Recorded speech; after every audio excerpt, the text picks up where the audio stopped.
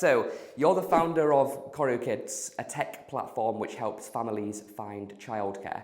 You've turned this from just an idea into a successful business with more than 10,000 nannies that have used the platform.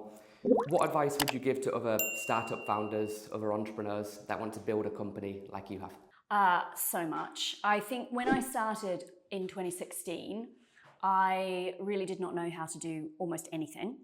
And so for me, the kind of key thing that unlocks everything else is figuring out how to figure out the things that you need to know. So you're going to need to learn like 1,000 things. You know, I could say, here's how to hire, or here's some thoughts about sales, or here's how to make a good landing page. But there's like 2,000 things like that you have to do.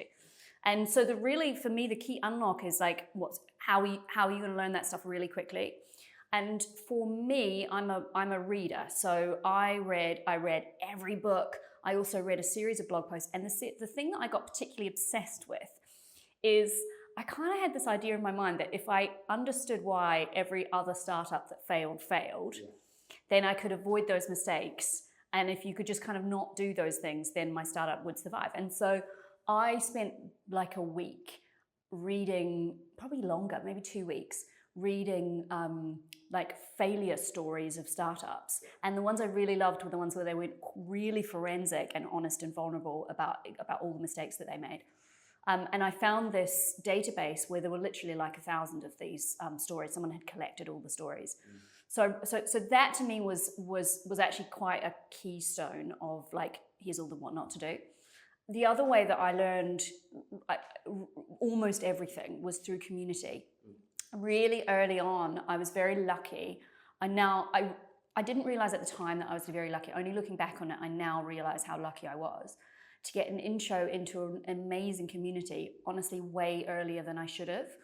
This particular community of tech founders, they have thresholds for when you're meant to be able to join it. And now I look at these thresholds and I'm like, I don't know how I got in because I was not anywhere near the stuff. But I think someone knew me, or I don't know, something. It was something unfair. But I somehow made it in. And I just asked questions. I asked every question, every single decision problem I faced.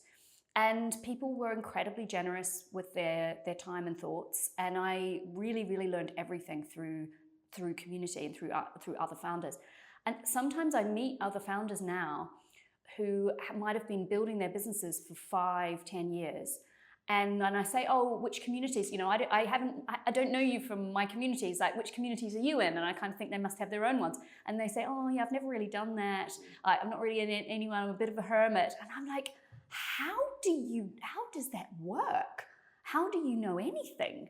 I find it incredibly impressive, and I never could have done it that way. Yeah. No, me too. We're part of one of the same communities, right? And I've got so much value out of just asking really basic, simple questions. And like I don't have any idea of the answer, because when you come at it from a complete blank canvas and you can get a little bit of knowledge from this person who's built something massive, a little bit of knowledge from this person, and she's revolutionized this sector, and you combine that together. Yeah. It's like I'm a masterclass on any particular topic. Yeah, right? Exactly. And that's a really important point, I think, because this actually happened to me last week. Someone said to me, this is a wonderful founder who's built an amazing, amazing company. It's huge. And this person said to me, do you have any recommendations for recruiting companies for revenue, like chief revenue officer? It was a very specific question, right? And she was asking me, and I don't have any recommendations. I haven't done that. And so I kind of just had to say no. And this was one of these people who isn't in a startup community. And I was just thinking, as she asked me that question, you're asking these one-to-one relationships. Chances are the answer's going to be, well, no, I don't. I literally don't know the answer to that question.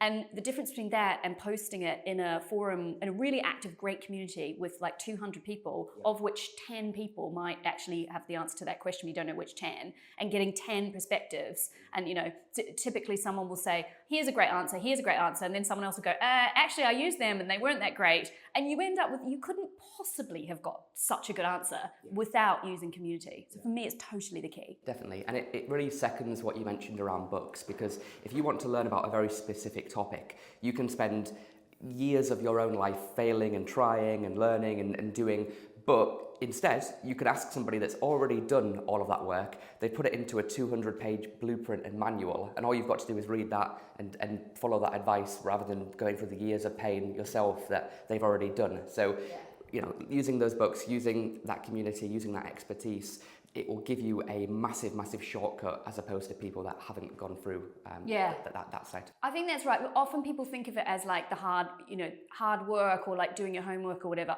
I honestly see it as the lazy option. Like it's so much easier to just read a whole ton of like other people's experiences and then do something quicker. So to help build your business, you've raised, I want to say more than $17 million now. Okay, from a wide range of investors, including Michael Pennington, the co-founder of Gumtree.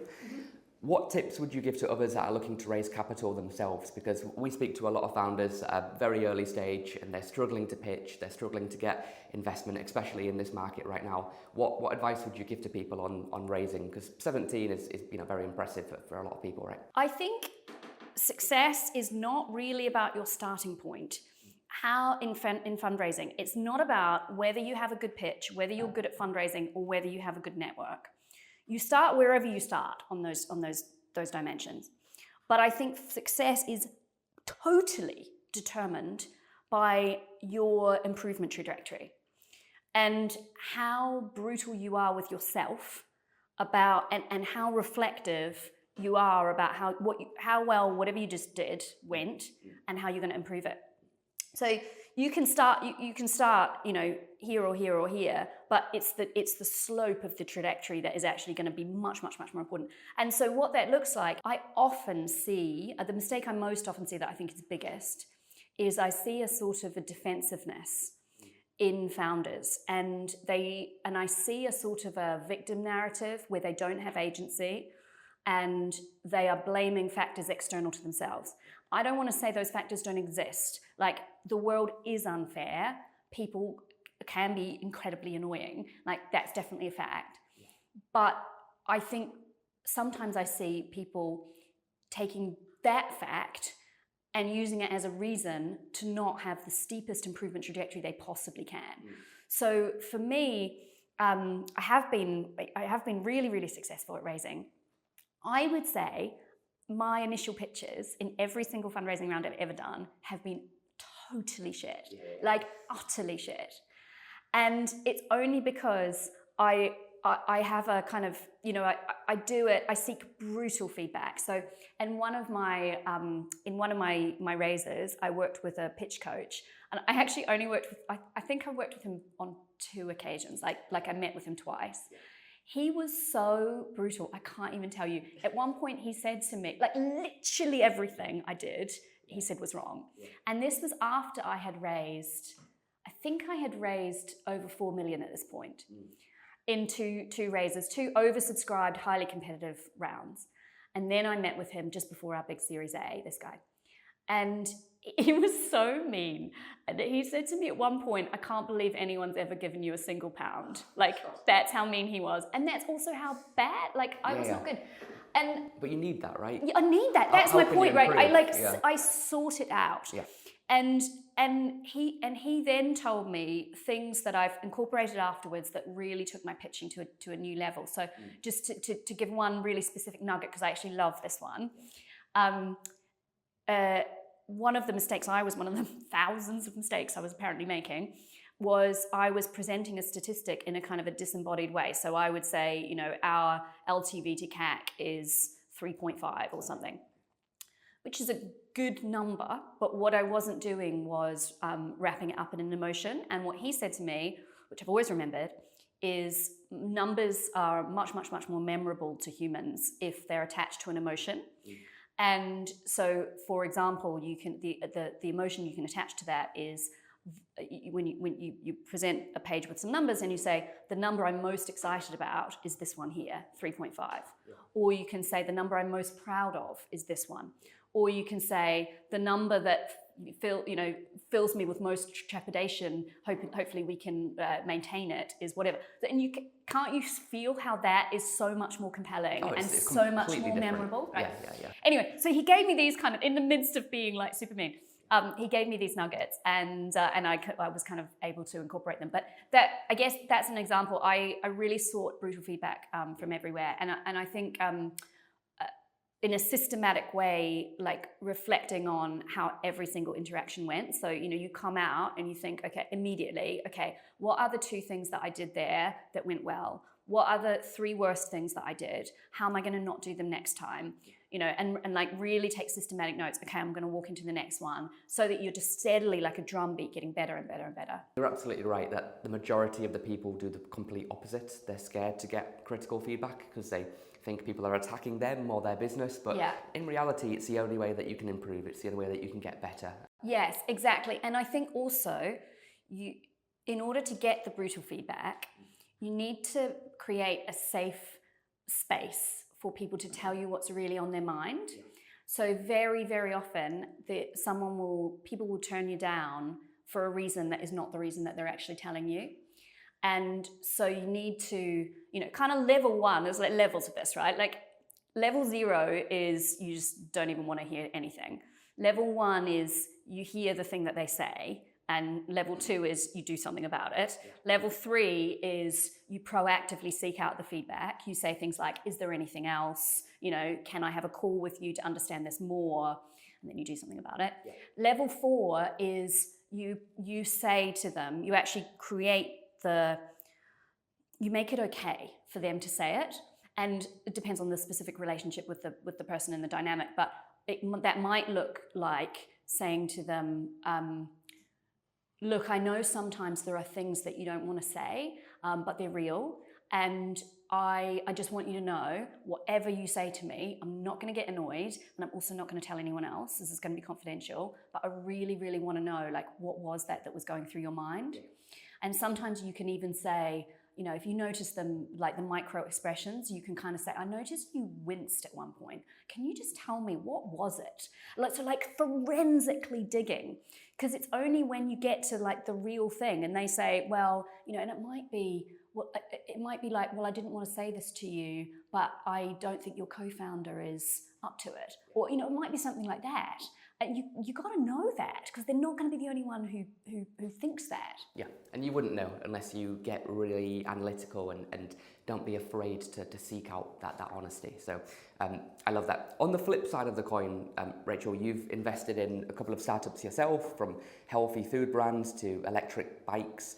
What insights can you share with people that are looking to maybe angel invest or invest in companies themselves? What would you look for? What makes an investable founder and business to you? So I don't do a lot of angel investing. I'm not doing it at the moment, just because for bandwidth and capacity. But I have at times invested in founders where I know them personally, and usually that's because I know them really well. And I look for like honey badger, like resilience, dogged determination. I just look for, there are certain people where you just know they're going to keep going. They would, they would, if they were halfway up Mount Everest and their legs fell off below the knee, they would just carry on. And that's what I look for. There's just that absolutely freaking, I am not going to give up. And that's because I never know anything about the product, the market, anything like that. I think it's just about the person at the really early stage. Yeah, no, I completely agree. I mean, it's not necessarily about even the market or the product or the sector or what they're building. It's more about the founder at the end of the day. Do they have the resilience? Will they keep going when all their competitors are quitting and dropping like flies? Because ultimately, it's the last men and women standing that win most of the time. Yeah. And that's oftentimes what it takes, just the resilience to be the last people in the room. Yeah.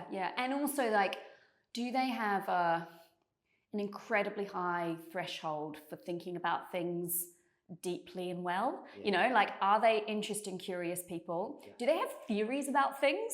If you play, like, I don't know, Twister with someone, if you're standing next to someone and you're playing Twister and this person says to you, you know what, I've been thinking about Twister. Here's what I think the best strategy for Twister is. And they're like fully overthinking Twister, right? That to me is a massive green flag that, like, this person is a person who looks at things, thinks about them, makes predictions. And that's one of the key ingredients when you're trying to do anything new, set up anything new. Yeah, we we were playing a massive game of Twister with a bunch of CEOs and founders a few weeks ago, right? And the person that won that game of Twister, a guy called Mackay, he just sold his company for 110 million. Wow. Okay, I imagine there are certain characteristics and traits that led him to win at Twister that also could be comparable in his acquisition for selling a business for like 9 figures or whatever it was. I did not know that. Yeah. That's really cool. So I think you're right. I mean, the reason he won was probably because he Twister. thought about it differently as opposed to right. people like me that were out after the first round.